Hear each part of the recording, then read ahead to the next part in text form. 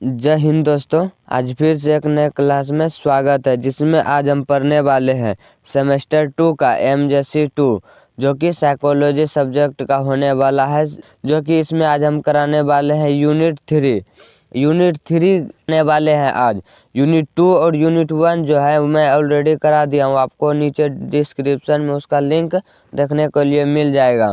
ये जो होने वाला है यूनिट 3 में जो यूनिवर्सिटी के तरफ से आता है कि समूहों में व्यवहार, तो समूहों में व्यवहार उसी को आज हम पढ़ने वाले हैं। इसी से सारा क्वेश्चन बनता है। जो इसमें पहला पॉइंट में है समूह की प्रकृति एवं वर्गीकरण एवं कार्य, और फिर पढ़ेंगे दूसरा पॉइंट में समूह की गतिकी एवं समूह निर्णय निर्माण, और फिर पढ़ेंगे तीसरा पॉइंट में समूह एकता को प्रभावित करने वाले कारक, और फिर चौथा पॉइंट में हम पढ़ेंगे अंतर समूह संबंध, पूर्वाग्रह स्रोत एवं न्यूनीकरण तकनीकें।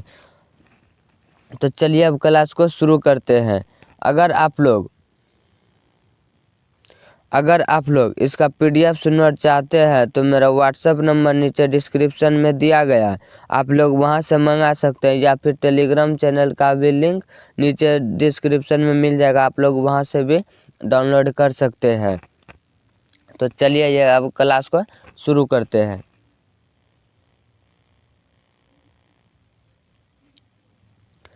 समूह में व्यवहार, तो समूह में व्यवहार से तात्पर्य उस तरीके से है जिसमें व्यक्ति किसी समूह का हिस्सा बनने पर सोचता है। जो समूह में व्यवहार से तात्पर्य है कि व्यक्ति किसी समूह का हिस्सा बनने का सोचता है और महसूस करता है और कार्य करता है। जब लोग अकेले होते हैं तो उनका व्यवहार अलग हो सकता है। जब लोग अकेले होता है तो उनका जो व्यवहार होता है वो अलग हो सकता है। लेकिन समूह में वे अक्सर समूह के नियमों और मान्यताओं और अपेक्षाओं से प्रभावित होता है। लेकिन समूह में क्या होता है, समूह के आधार पर उन्हें काम करना पड़ता है और उनकी मान्यताओं के हिसाब से ही काम करते हैं। इसके बाद समूह व्यक्ति को पहचान, सुरक्षा और सहयोग की भावना देता है। समूह क्या देती है, तो व्यक्ति की पहचान और सुरक्षा और सहयोगी की भावना देता है, जिससे उसका आत्मविश्वास और सहभागी बढ़ती है। जिससे क्या होता है, तो आत्मविश्वास और सहभागिता बढ़ती है। इसके बाद समूह में आपसी अंतःक्रिया के कारण विचारों का आदान प्रदान होता है। जो समूह में आपसी अंतःक्रिया के कारण विचारों का आदान प्रदान होता है और निर्णय लेने की प्रक्रिया जो है वो प्रभावित होती है। निर्णय लेने की प्रक्रिया प्रभावित होते हैं। कई बार समूह में कार्य करते समय व्यक्ति अधिक मेहनत करता है। कई बार जो है समूह में कार्य करते समय व्यक्ति अधिक मेहनत भी करता है, क्योंकि उसे दूसरे के सामने अपनी भूमिका निभानी होती है। अगर आप ही लोग देखते होंगे कि जो भी अगर ग्रुप में आपको कोई भी पद पर स्थापित किया गया है तो आप लोग बड़ी शिद्दत के साथ उस कार्य को निभाने की कोशिश करेंगे, क्योंकि उनसे आपकी सहभागिता और आत्मविश्वास बढ़ता है। जब कुछ परिस्थितियों में जिम्मेदारी बढ़ जाने से प्रयास कम हो भी जा सकता है। अगर परिस्थिति भी अगर जिम्मेदारियों के हिसाब से बढ़ जाए तो वो आपका फोकस जो है वो थोड़ा कम भी हो सकता है। इसके बाद समूह में एकता, तो समूह में एकता नेतृत्व, संचार और साझा लक्ष्य यह तय करता है कि समूह कितना प्रभावी होगा। जो समय क्या साझा यह तय करती है कि समूह कितना प्रभावी होगा। इसके बाद अंतर समूह संबंधों में भी व्यवहार बदलता है। जो अंतर समूह संबंधों में भी व्यवहार जो है बदलते रहता है, जहां अपने समूह के प्रति लगाव और दूसरे समूह के प्रति प्रतिस्पर्धा या पूर्वाग्रह देखने को मिल सकता है। अपने समूह के प्रति लगाव और दूसरे समूह के प्रति प्रतिस्पर्धा या पूर्वाग्रह देखने को मिल सकता है। इस प्रकार समूह में व्यवहार सामाजिक प्रभाव, सहयोग, प्रतिस्पर्धा और सामाजिक पहचान के आधार पर विकसित होता है। जो अंतर समूह में होता है वह सहयोग, प्रतिस्पर्धा और सामूहिक पहचान के आधार पर विकसित होता है और व्यक्ति के सामाजिक जीवन की गहराई से भी प्रभावित करता है और व्यक्ति के सामाजिक जीवन से भी गहराई से प्रभावित करता है।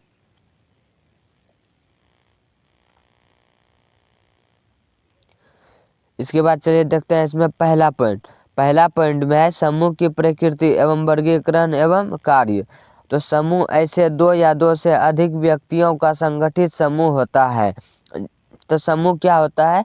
तो दो या दो से अधिक व्यक्तियों के संगठित समूह होता है जो किसी साझा लक्ष्य, उद्देश्य या परस्पर संबंध के आधार पर एक दूसरे से जुड़े होते हैं। जो कि साझा लक्ष्य, उद्देश्य और परस्पर संबंधों के आधार पर एक दूसरे से जुड़े होते हैं।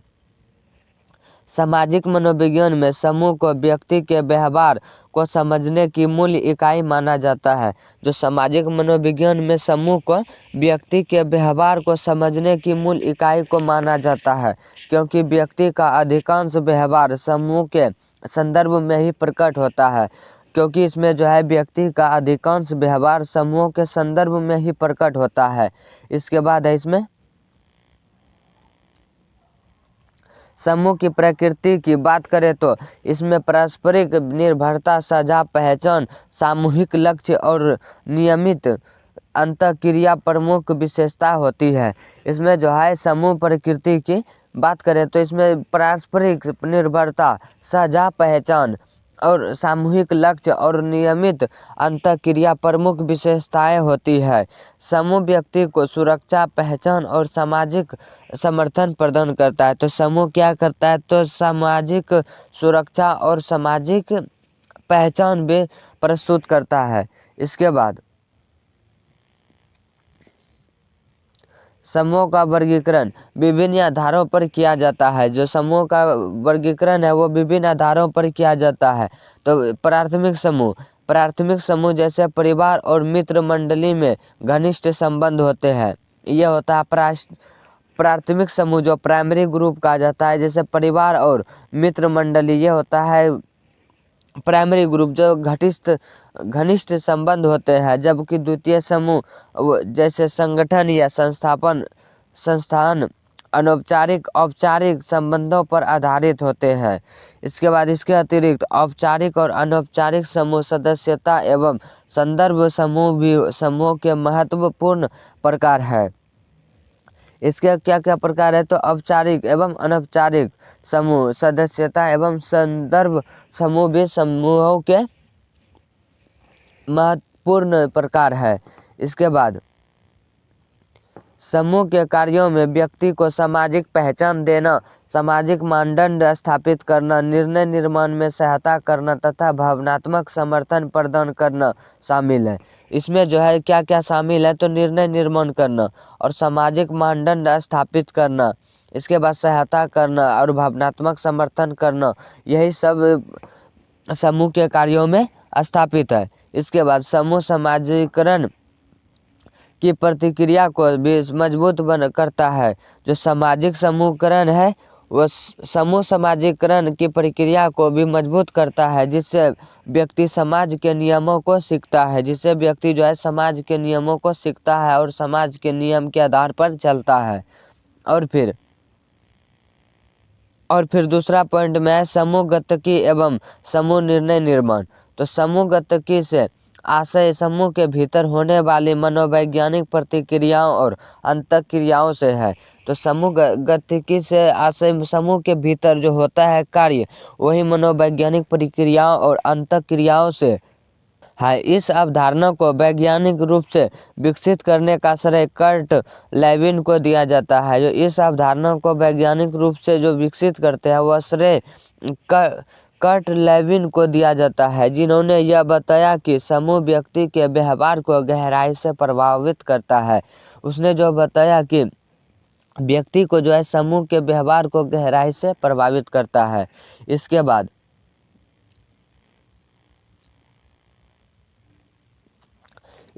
है समूह गतिकी एवं नेतृत्व संचार भूमिकाएं, मानदंड और समूह का वातावरण प्रमुख तत्व होते हैं।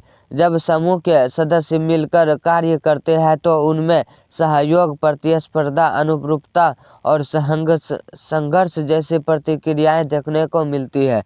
अगर सदस्य मिलकर कार्य करें तो उसमें सहयोग, प्रतिस्पर्धा, अनुरूपता और संघर्ष जैसी प्रतिक्रियाएं देखने को मिलते हैं। इसके बाद समूह निर्णय निर्माण। तो समूह निर्णय निर्माण वह प्रक्रिया है जिसमें समूह सामूहिक रूप से किसी समस्या का समाधान करता है। समूह निर्माण वह प्रक्रिया है जिसमें जो है समूह सामूहिक रूप से किसी समस्या का समाधान करता है। वह समूह निर्णय का लाभ यह है कि इसमें विविध विचार मिलते हैं जिससे निर्णय अधिक प्रभावी हो सकता है लेकिन कभी कभी समूह चिंतन जैसी स्थिति भी उत्पन्न हो जाती है। कभी कभी जो है समूह चिंतन जैसी स्थिति भी उत्पन्न हो जाती है जिसका वर्णन इरविंग जैनिस ने किया था। जिसका वर्णन किसने किया था? तो वर्णन जो किया था इरविंग जैनिस ने। इसमें समूह सामंजस्य बनाए रखने के लिए तर्कसंगत निर्णय की अनदेखी कर देता है। इसमें जो है समूह सामंजस्य बनाए रखने के लिए तर्कसंगत निर्णय की अनदेखी कर देता है। इसके बाद अगर आप लोग इसका PDF सुनना चाहते हैं तो मेरा WhatsApp नंबर नीचे डिस्क्रिप्शन में दिया गया, आप लोग वहां से मंगा सकते हैं या फिर टेलीग्राम चैनल पर भी उपलब्ध करा दिए हैं, आप लोग वहां भी डाउनलोड कर सकते हैं। लेकिन शिद्दत के साथ क्लास को अंत तक जरूर कीजिए क्योंकि इससे क्वेश्चन बहुत अच्छा खासा पूछा जाता है। तो चलिए अब क्लास को नीचे कंटिन्यू करते हैं। इसमें जो तीसरा पॉइंट है कि समूह एकता को प्रभावित करने वाले कारक। तो समूह एकता को अर्थ समूह के सदस्यों के बीच आकर्षण, जुड़ाव और एक साथ बने रहने की इच्छा से है। जो समूह एकता का अर्थ है वह सदस्यों के बीच आकर्षण, जुड़ाव और एक साथ बने रहने की इच्छा से है। यह समूह की प्रभावशीलता और स्थिरता के लिए अत्यंत महत्वपूर्ण होती है। यह समूह की जो प्रभावशीलता और स्थिरता है उसके लिए अत्यंत महत्वपूर्ण होती है। तो समूह एकता को कई कारक प्रभावित करते हैं। जो समूह एकता वो कई कारक से प्रभावित होते हैं जैसे जो है समानता। तो समानता, समान विचार, मूल्य और पृष्ठभूमि समूह एकता बढ़ाते हैं। जो समानता है वह समान विचार, मूल्य और पृष्ठभूमि समूह एकता बढ़ाते हैं। इसके बाद समूह का आकार। तो समूह का आकार में छोटे समूहों में एकता अधिक होती है क्योंकि संपर्क अधिक निकट होती है।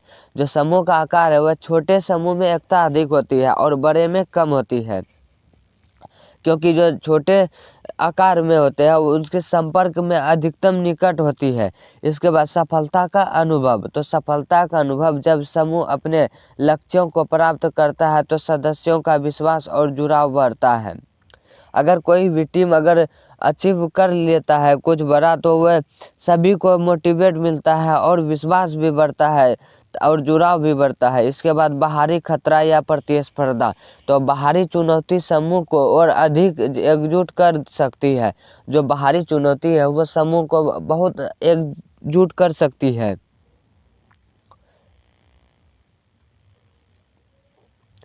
उच्च समूह एकता से सहयोग और संतुष्टि बढ़ती है लेकिन अत्यधिक एकता कभी कभी आलोचनात्मक सोच को कम कर सकती है। जो उच्च समूह एकता से सहयोग होती है वह संतुष्टि बढ़ती है लेकिन अत्यधिक एकता जो है कभी कभी आलोचनात्मक सोच को भी कम कर सकती है।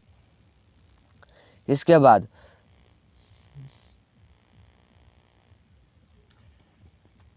चौथा पॉइंट में दिया गया है कि अंतर समूह संबंध। अंतर समूह संबंध में पूर्वाग्रह, स्रोत एवं न्यूनीकरण तकनीकें। तो अंतर समूह संबंध से आशय विभिन्न समूहों के बीच होने वाले अंतःक्रिया से है। जो अंतर समूह संबंध है वह आशय जो विभिन्न समूहों के बीच होने वाले अंतःक्रिया से है।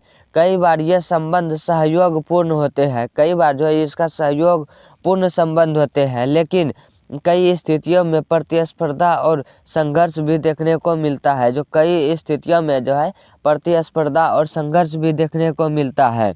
इसके बाद है पूर्वाग्रह। तो पूर्वाग्रह एक नकारात्मक दृष्टिकोण है जो किसी समूह के प्रति बिना पर्याप्त जानकारी के विकसित हो जाता है।